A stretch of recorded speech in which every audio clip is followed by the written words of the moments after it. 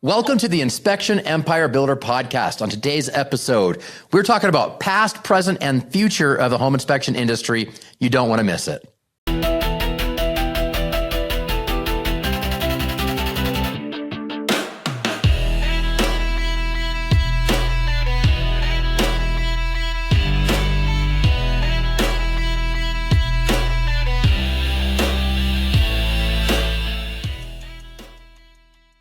And welcome to the show. I'm so glad that you tuned in today. Today I'm hanging out with Kathleen Kuhn, and we are talking about the history of home inspections because she's been in the home inspection industry for 35 years.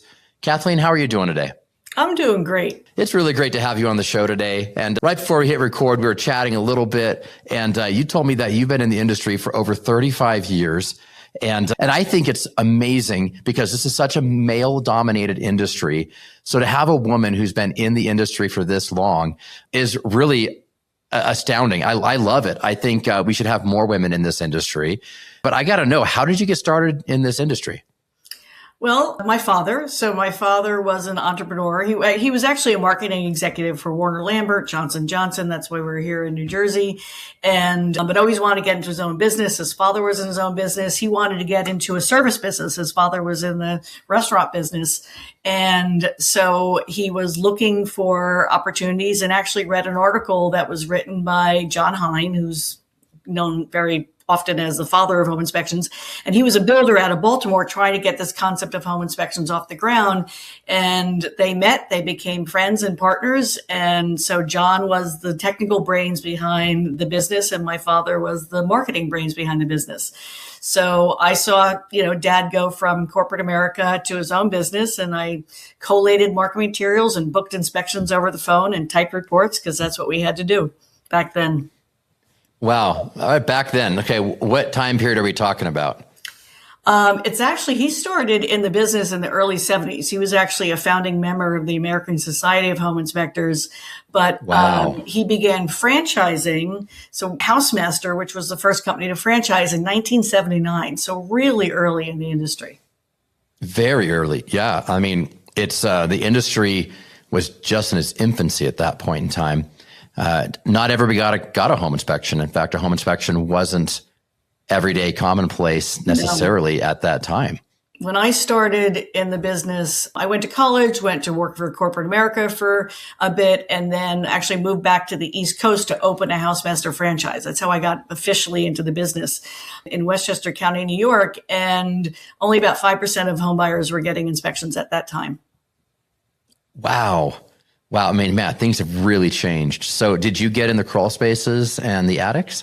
Well, I have had to get into a few crawl spaces, but those are usually claim related issues. So no, I hired the inspectors out of the gate and I did the marketing. And, marketing then wasn't just why use us. It was why even have a home inspection. So we really had to sell the concept of the home inspection, to get the phone to ring. It wasn't, there was competitors, but our biggest competitor was just somebody not getting a home inspection. Wow, that's fascinating. So I started my company in 2019, and by the time, obviously, long time later, it is not that somebody is or isn't going to get one. Everybody's going to get one. It's just kind of a cultural norm now, an industry norm that if you're buying a house, you're going to have it inspected because you want to go in with your due diligence. And so if they didn't get a home inspection, what would people do during their due diligence window? Or did they even have one? They really didn't. They didn't have one. It was a much more casual, amazingly, it was a much more casual,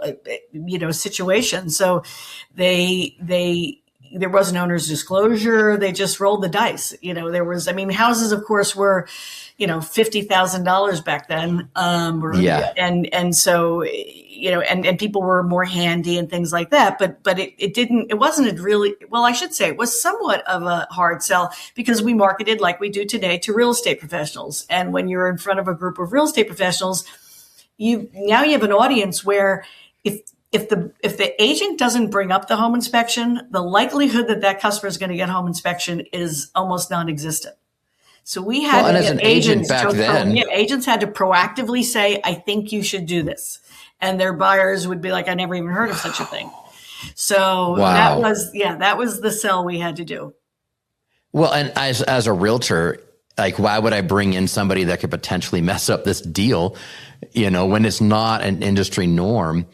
That's a hard sell. That's a really hard sell. Well, what we did, Matt, we really, it's kind of the way it works today to some extent. I mean, the real estate agents that the light bulb went off and said, listen, this is the right thing to do for my customer. And I want to be that customer for life for this particular, homeowner. So they realized it was the right thing to do. And there was a certain percentage of real estate agents that realized it was the right thing to do. And that's how we really got traction. And it kind of today, there's real estate agents that want the best home inspector to do the most thorough job, et cetera, et cetera. Yep. So probably not that much different today, because the right thing to do is to give your clients information about the best inspectors out there. Yeah, I mean, some agents would have never used us, and others, they embraced it. Yeah, I can see that. I think every inspector has a story of how a realtor basically told them, please don't find anything wrong with this house, Mm-hmm. and realtor, there are some realtors that would prefer the home inspector who is maybe vision impaired, just they're not going to see the defects as much. And that's, there's inspectors out there that's kind of the way that they get business, is they just know, like, hey, I'm gonna do a real light report, and I'll get all the business from the brokers who maybe want that, and I'm not saying it's, I don't know. I take the opposite approach in my business for sure, but yeah, I can see that. Probably that same mentality you have to overcome a little bit. It's a little bit different now, but man, it's interesting. And so you would end up typing the report in the office. How did you okay, so in the 70s and 80s, right? There's not email. Yes, there wasn't. So I'm in my head, like I started in the industry with an iPad and software, click, click, click, click, type up defects. Defects are preloaded in there, and you click your standard defects, and you just change the language a little bit to be able to customize it to the house. Cause you've seen a double tap breaker 100 times, 1,000 times, so you have that thing saved, and so you take a picture of the breaker, click double tap, move on. And then before you send it, you just a quick make sure that it's phrased the right way for the context of the house. But you can get that report done pretty dang quick. And sometimes you can get it done on site, some situations, and send it out right there and just email it and text it out to everybody. Okay. So when you got started, that is not how it worked. No. How did it work back then?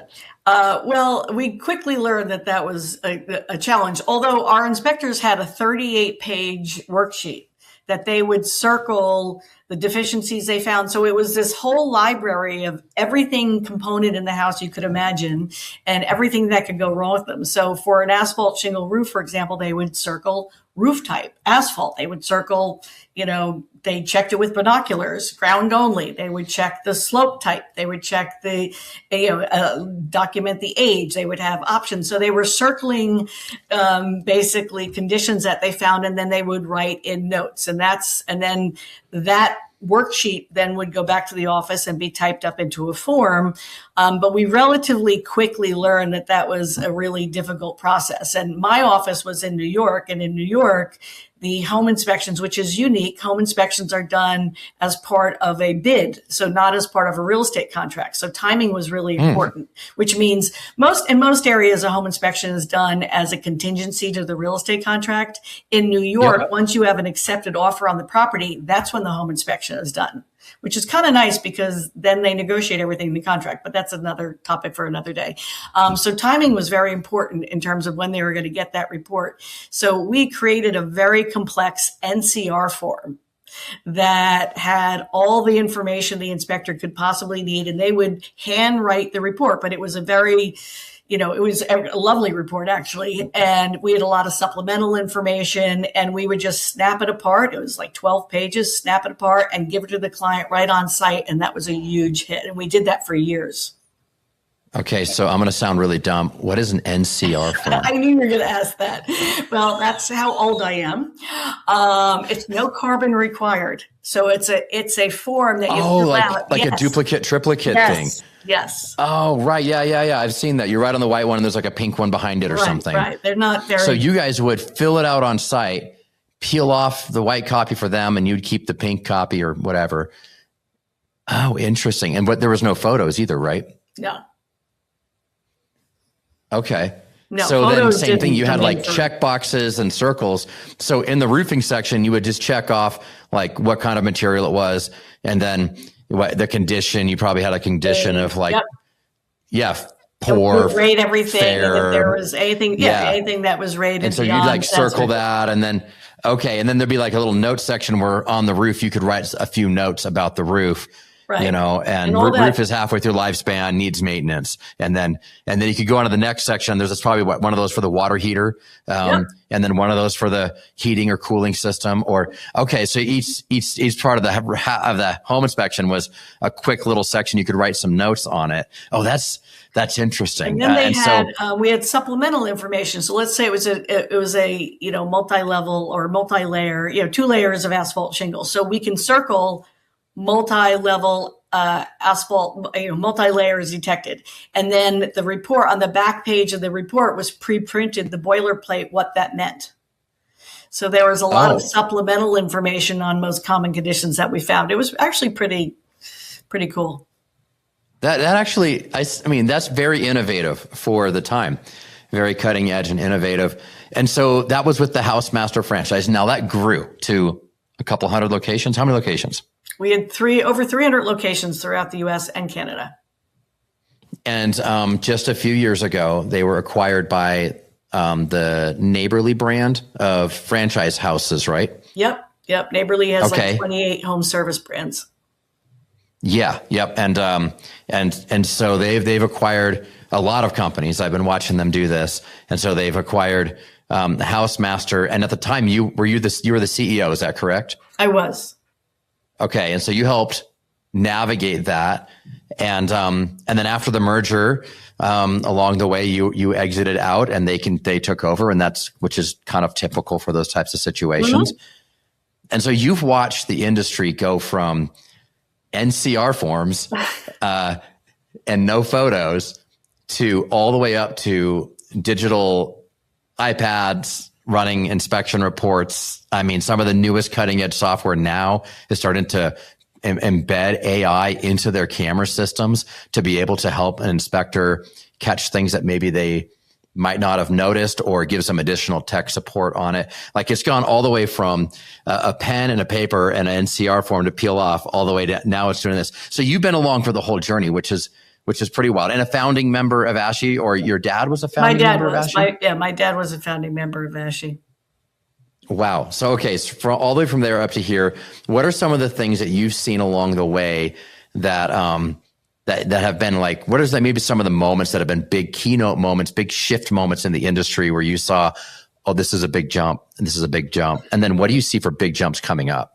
Yeah, it's a great question. I mean, I think obviously technology had a very big impact. I mean, we went from, the NCR forms to, like a Word document to then creating our own software. That's all, we had our own scheduling software and our own report writing software for many, many, many years. And, okay. I mean, one of our software features was that it would automatically fax information to people. So that's how long ago that was. And actually, we became the first enterprise level client for HomeGauge. So HomeGauge was new on the scene, if you will, and we put together a group of our top 20 offices, and everybody was given a different inspection software to test. And there was like 3 or 4 of them out there at the time. And then we all came together and HomeGauge basically won it. So we were on the first, as I said, enterprise level users of HomeGauge. When was that? What era of time was that? Probably 20 years ago. Okay. So like 2005-ish? Yeah. Mid 2000s? Okay. Yeah, up until that point, right. We were using our own software. And, okay. Being in the software business was... And the software companies like HomeGauge they were creating features and pictures and videos and things like that into it. So we had our own proprietary version of that, and that worked out well. It's funny, adding pictures was a really big move in the industry. And I can imagine. we had to do a lot of training on, what to include, why to include it. And to this day, I still think some inspectors are silly for including hundreds of inspections of videos in there. Images in their reports. But again, that's a debate we could have. Well, that is interesting, right? Because I think adding photos does, it brings more clarity, but I think it opens up a lot more liability as well. And we thought originally it did too. I think it's kind of proven out that it really doesn't. But again, you have to be, you have to use them widely. You can't rely exclusively on the picture, right? There's a lot of caveats or a lot of training around, what to include. If you make a big deal in my opinion, if you make a big deal and you have 3 pictures of a cracked tile and, no pictures of a significant chimney flaw, then your pictures are going to hurt you a little bit because you emphasized the cracked tile, but you didn't emphasize the $10,000 chimney repair. So there's just issues like that. Right. No, that's a good thing to think of. Well, and then with roofing, you get up on a roof and you see a bunch of damaged shingles. You take 4 pictures of damaged shingles, and not every single damaged shingle is in that photo, every photo, because you don't want to put 50 pictures of damaged shingles in this thing, and so because it overbloats it. So then you have to craft your statement around it. Photos are a reference to the condition, additional damage exists, and you have to kind of do that CYA on it and be able to say, hey, listen, I only took a few photos just to reference the condition. Further damage does exist, or you need a roofer to come out here and do a full evaluation, kind of thing. And, but yeah, how many pictures you take, that makes sense, because a roof can be very expensive. Absolutely. If you take 4 pictures of your roof and 5 pictures of damaged tiles, yeah, right. I get it. We did a lot of training around pictures. Yeah, I bet. And so you've been on the journey all the way through up to recently. And in fact, I'll ask you this. What do you see some of the more significant changes coming our way in the industry? It goes back to technology, I think, for sure. It's nice to see more youthful, I shouldn't even say that, but younger. There's a younger influx of younger inspectors in the industry, and I think that's great. My son's a home inspector, and I love that. And I think that's necessary because I think there's a little open-mindedness to that.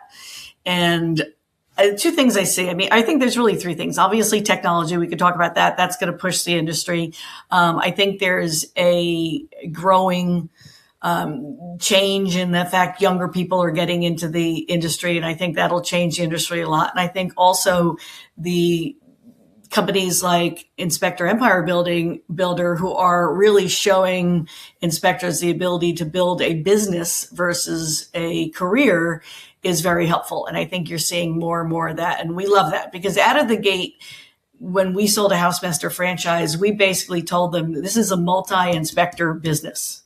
My father was never a home inspector, and we had, probably 30% of our franchisees were single man operators, but the other 70% were not. So we really got into that mindset right out of the gate to be a multi-inspector operator. So I definitely see the trend, and organizations like IEB really helping to get that message and demonstrate how doable it is.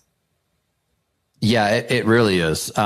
And that's true. The whole industry as a whole had been kind of this idea of the man in the van or the Chuck on the truck, or, just single man operators, a solopreneur. And there's nothing wrong with being a solopreneur, right? Success is, in my opinion, success is your business doing for you what you want your business to do for you. Yep. And if it is accomplishing all of your goals as a solopreneur, heck yeah, proud of you. Keep it up. In fact, even within IEB, we have a section in there that is solopreneur guys who love being solopreneurs. And it's all right, we can help you get more efficient, more organized, more strategic to be able to maximize your solo operation. And then from there, it goes all the way up to enterprise level companies who are running multiple branches and offices in multiple states, running millions and millions of dollars in revenue, and just massive organizations. And so no matter where you're at in the spectrum of being the solo guy all the way up to, a multi-state guy, IEB can bring solutions and provide support for you to help you get there and reach your goals. But the industry had been solo forever. And then it's just recently started to, maybe the last, 20 years or so, you started seeing more and more multi-inspector firms starting to grow more and more and more. Of course, Housemaster was pioneering in that industry, in that space, one of the pioneering companies in that space. So you've seen that from the beginning. I don't know. I'm trying to think where it's going to go from here moving forward. Well, I mean, I think the trend to the multi-inspector business, more business-oriented inspector is going to stay. I think technology and even AI is going to allow that because there's going to be more control over report quality, and that's always important, hiring and training. So I think those elements will help. I think AI will really help there. I think AI will also help from an efficiency standpoint, even operating, your office and things like that. So I think you're going to see a lot of changes. Do I think we're ever going to get completely away from, chuck in the truck? No, because it can be a very lucrative single operator business and very personally rewarding as well as financially rewarding. So you're never going to get away from them. I don't think there's like you said, I don't think there's anything wrong with that. But on the other hand, what I do think is going to be somewhat of a challenge is inspectors that don't want to change and don't want to adapt. And I think the timing of the industry is such that, there's a good wave of inspectors that were early on, right? And it's time for them to retire out of the industry. And we're seeing that. So I think that's going to have a big impact. Licensing definitely had an impact as well. I was actually very active in with my other franchisors, the other leading franchise companies in the industry, in working with the various states in terms of legislation. So licensing has actually had an impact as well, because it kind of gave people a path to legitimacy. Not that the associations didn't, but when the state, provided a license, that also helped as well. Yeah, and it forced people to have to operate at a certain standard. Mm-hmm. Whereas, when I first got started, anybody you could just print a business card and call yourself a home inspector and open up for business, and that's all you needed. And so and then licensing kicked in my state about a year and a half after I got started doing it. And so I think, I don't know, like I got grandfathered in, but now we have to get all of our guys licensed. But it does provide a state supported framework of these are the standards you're going to work within. So it kind of puts everybody on a similar playing field. And I think it elevated the quality of what was going to be happening inside of the inspection industry. Yeah, I think so too. I mean, I think, it was somewhat burdensome, obviously. But long term, I do think it did too. And I think what I would love to see the industry do is successfully be able to go beyond the inspection and really be more of a partner in the ownership of that home. And home inspectors really have this, like, they want to do the inspection, they want to walk away. And they want that. That's kind of their goal, right? They don't want to hear from the customer ever again. And yet today's homeowner is less home savvy. And we've all seen that. If you've been in the home inspection business, that from 20 years ago, somebody was far handier. Nobody's growing up following their dad around with the hammer anymore. So I think there is more need for somebody who's been in your house, crawled around your house, and knows everything that's going on in your house to help homeowners moving forward. There's a lot of companies trying to do that. I've got some ideas on that as well. But I would love to see that post-inspection service for those companies that were interested in providing it. Yeah, no, I think that's a great idea. I think there is a huge opportunity there. I think AI is going to help. I think right now we're seeing inside of IEB, even we have a lot of conversations, a lot of people already talking about it. We're implementing AI into operational sides of the business. So marketing, sales, growth, customer retention, all that side of is you see a lot of AI coming in, and you see AI coming into operations, helping systems and processes go a little bit smoother. The guys in the field are seeing, in the field side of things, they're seeing a little bit of AI start to come in. That's the part that's the hardest one to integrate. I think we're a long ways off from robots walking around your house to inspect it. Like, I don't really think that's going to happen. In fact, I don't really think that may ever happen.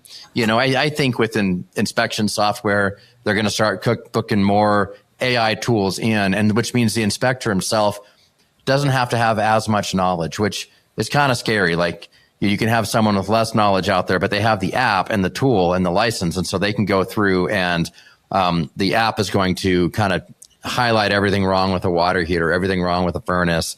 It's going to kind of walk you step by step on everything. And so in theory, that's kind of what's going to happen. I think eventually you could see homeowners having an app that they can download and pay $50 to have access to it, to go and do their own inspection on a house. Obviously, they're not going to know where to look exactly and how to get the right cameras angles. I think maybe on a budget buyer, like somebody who doesn't want to spend the money or doesn't have the money to spend, I could see them maybe doing something like that down the road. But I think we got a few years before that really starts to become a thing. Yeah, we've always promoted the fact that it's going to be very difficult to displace or disrupt the home inspector. And I mean, the industry might get disrupted a bit from AI, but at the end of the day, somebody's going to want somebody to crawl around that house, right? Yep. It's just like, you're not going to completely replace plumbers, obviously. You can't. Somebody's got to walk around that house. And frankly, the more things are done through AI and through the internet and, through the web and videos and everything like that, at the end of the day, you still want somebody crawling around that house. I mean, yes, I did the video tour. I did that, so I've only been to the house. We've heard that, many times. I've only been to the house 2 times. So the inspection is that much more important. So, yeah, I think it's going to be a long time before an inspector can really be replaced. And if in some ways they're kind of getting even more elevated because we know so much about this house from an AI standpoint. Now I just really need somebody to really, be, on the ground, as I said, crawling around. Yeah, and I do think having that human experience in there, even if it is AI assisted, I think it's going to add more value. I think social media didn't replace social interaction with human beings. In fact, it made the in-person interactions become more valuable. It made it more special. And because you can chat all day, you can post pictures online and people can comment and like, but that in-person interaction and relationship became more valuable in life. So I do think AI will maybe do that as well. And as a home inspector, we have to embrace AI, but we also have to understand there's a value in having a real human who has real experience, who's seen this himself over and over and over again, coming on site. It's gonna add a lot. I mean, just think though, everybody said that real estate agents were going to go by the wayside, right? Because you can get so much information about a house. They don't go to a big printed MLS book anymore. But real estate agents haven't gone anywhere. Because it's a really big process. Even, millennials who want to do everything on their phone, they still want to work with somebody. They do. So, if it hasn't displaced real estate professionals, I don't think it's going to displace home inspectors anytime soon. No, I agree. It's just going to change it. Mm-hmm. And it's going to change it. Yeah. And one other thing that I'm seeing as a trend is a lot more of companies being bought out, companies that are like private equity companies, such as like Launchpad, or there's a few others out there where they are they're basically buying up home inspection companies and putting them as part of like a national brand, a national conglomerate. We see a lot more of that happening right now too. And you see this in almost every industry. In the 80s and the 90s, you think about how many soda companies were out there. You had Coca-Cola and Pepsi. But then there was all these other little ones that were there, and all of them have been bought up now. Now, if you go look at Coca-Cola's brand list, it's massive. Right. Same with Pepsi, massive. So now there's these major corporations that own 30, 40, 50 different brands of soda. And it used to be a bunch of independent companies. And they've all been bought up. You see that in every industry, actually. You see the evolution of that happening. And I think in the home inspection industry, we're starting to see bigger conglomerates buying up more and more inspection companies. Yeah, you do. I mean, private equity over the last 5 years or maybe 10 years they've really kind of honed in on the home services industry. So they kind of woke up. And what's interesting is they generally prioritize recurring revenue models. So it's They very do. interesting because it just, again, it's a very known entity, right? I'm buying a heating cooling company. They have 100 clients or thousands of clients, and they're all on contracts, and that's recurring. Franchising was very appealing to the private equity industry. It still is because there's recurring contracts, right? You got 10-year contracts with your franchisees. And so it's interesting because home inspections is not a recurring revenue model. And so it's interesting to see the private equity companies that are interested in that. And I, guaranteed they're looking for the long-term relationship with the client from the home inspector. That's the long-term play. It just has to be.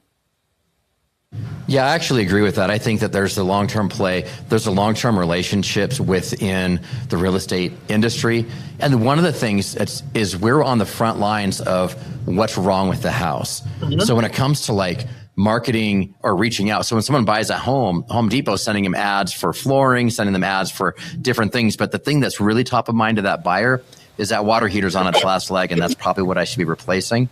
So if they were to find a way to get the information out of the report and be able to use that to be able to direct market to the buyer of like, this is what we know, this is what you need. So here's 20% off water heaters or whatever it might be. I think that's where if they could harness that, I think there's a lot of value in that too. It's shocking it hasn't been really well done. It's been done, I guess, but it's shocking it hasn't been done. I've had some consulting roles and some apps and things like that, but it's just surprising that it really hasn't been done well.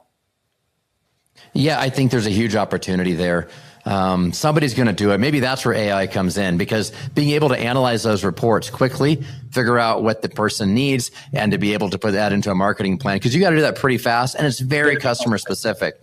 So that would be pretty labor intensive unless you have AI helping you sort through all that data. Oh, absolutely. And that's doable now. I mean, today you could take a PDF report today and parse out the data into wherever you want. I mean, that technology exists today. It's just, where does it go and how do you use it seems to be the big question.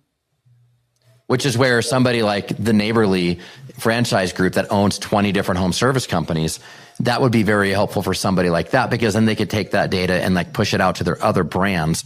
And so they could use home inspections as almost like a sales funnel of being able to push those things out, or a Lowe's or a Home Depot could get involved if they had access to that kind of stuff. It is interesting, which is why I think some of these private equity companies that are conglomeratizing, or like a house master that was nationwide, getting a nationwide spread like that of home inspectors would be very valuable for the data alone if they could get it done the right way. Yeah, I think that's the key. The key is to get it done the right way. And, sharing of data is very limiting now, and inspectors don't want to sell data. I mean, one of the reasons, we started Elite Inspection Warranty was because we weren't going to share data, right? There's all these, Porch offers a lot of warranties. But there's ways to do it without sharing data. I mean, you can proactively market to somebody by just knowing their water heater is older. So you don't have to give the customer's whole file away. So there's ways to do it for sure. I'm not focused on that right now, but that I think is something that is going to come. Somebody's going to get it right. Yeah, they are. And so, okay, so you also have the warranty. Say a little bit more about that. So Elite Warranties, how does this work? And it's specifically geared towards home inspectors. Is that correct? It is. So I've been doing, since I left Housemaster, but doing a number of things in a couple different industries. And I do some consulting with franchise for home service companies that want to franchise. But one of the things I realized was that at Housemaster, we were very successful using inspection warranties. We had rolled them out for 25 years ago, and it was very, very popular. And there really wasn't a good alternative out there, in my humble opinion. And Porch had really burned a lot of bridges, and the data sharing and the bombarding of clients, and the terms were kind of loose. So I met the gentleman from Elite MGA. They're right here in Pennsylvania. I'm in New Jersey. They're a captive insurance company, which means they own their own insurance company, which means they're entrepreneurial and they've got flexibility. So I actually approached them and said, have you ever thought about offering an inspection warranty to home inspectors? And they said, we just really didn't have anybody that could put the program together and run with it.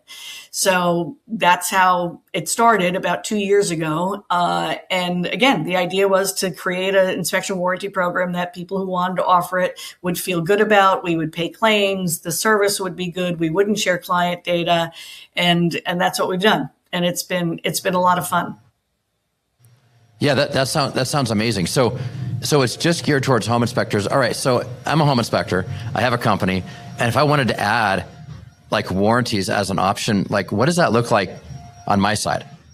So we have a number of different programs. They start at $12. They go up to $32 for a master plan. And it's a pay per property basis, which is great. So it's not all or nothing. So you can choose which properties to include. So you include it in an upgraded package. A lot of inspectors will include it as if you get multiple services, you also get the inspection warranty. So it helps sell multiple services. They create an account with us. They upload their data from the clients. We send out a communication to the client saying, you now have this warranty, which is from Elite Inspection Warranty. So the relationship is now with us.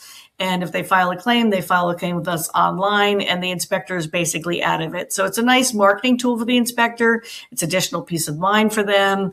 Gets rid of a lot of headaches for them. And it's very well received. I like that a lot. So, because we bundle and save as well. We have like bundles that we do. And so to add in like the extra warranty as like maybe a mid-level bundle. Oh, and you get this warranty on top of it, which is great because you get a customer that calls up and complains and it's like, hey, great news. You're actually covered by Elite MGA or Elite Warranties or whatever. And like, we're going to go ahead and this is your phone number, call them. They'll take care of everything because you have the warranty. Right. That's the way it works. It's the goal is for them to not reach out to the inspector, but if they do, we're there for them.